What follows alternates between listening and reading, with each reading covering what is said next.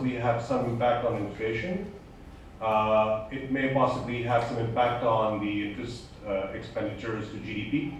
So I think one thing that the Fiscal Council can provide is this kind of analysis.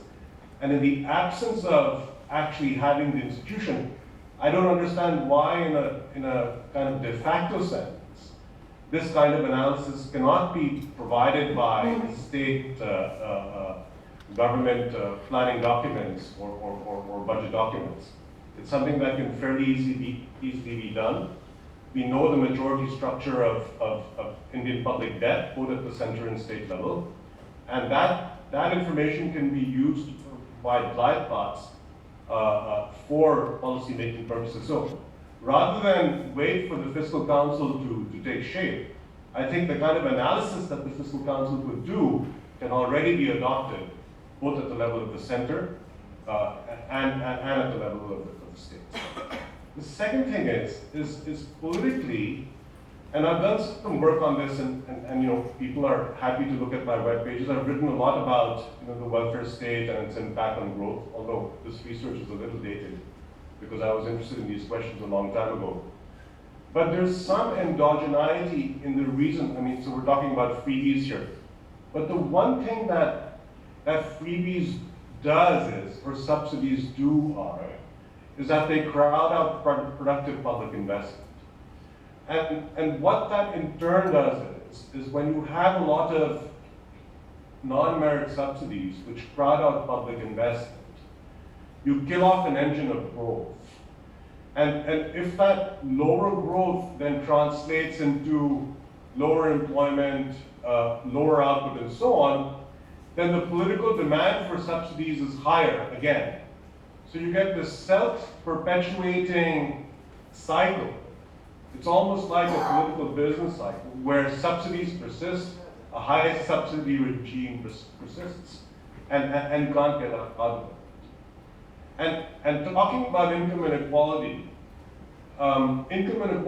is at the root of why we see states have high subsidy to GDP ratios. I'm trying to understand why we see it. And that's partly because of the composition of the population. If you have a large chunk of the population that is poor, then clearly the poor will want and will vote for politicians who propose high subsidy political agendas. And that persists, that crowds out public investment, that impacts growth, and that creates a further second round demand for subsidies.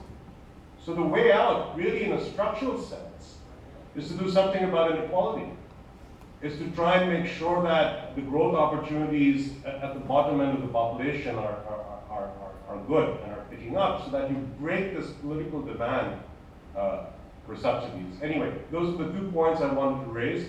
One was that the work that the Fiscal Council can do can in some de facto sense already be adopted by state planning documents, by state budget documents, and even by the economic organs of the center, such as the PNEAC, even the NBC.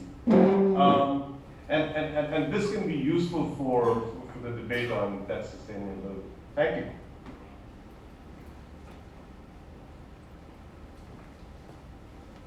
Thank you. Thank you, Professor Gate.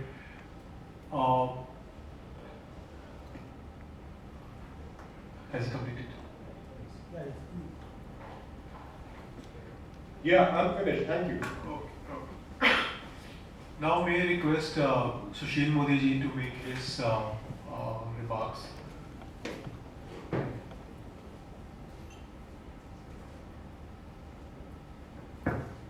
Shri Mahajan ji, sir Nilesh ji और मित्रों,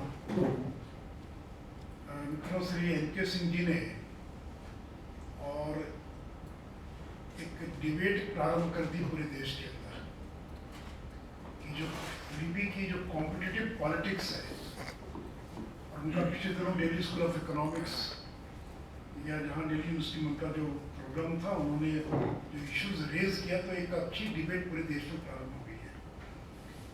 मैं इस बात का जिक्र करना चाहूँगा कि क्या फ्रीबीज की घोषणा करने का लाभ चुनाव में मिलता है क्या? तो डेटा बताता है कि नहीं मिलता है। अभी आप देखें तो पंजाब के चुनाव में अगर आम आदमी पार्टी को अगर वोट मिले, it is not because they announce freebies, they because of the anti incumbency against the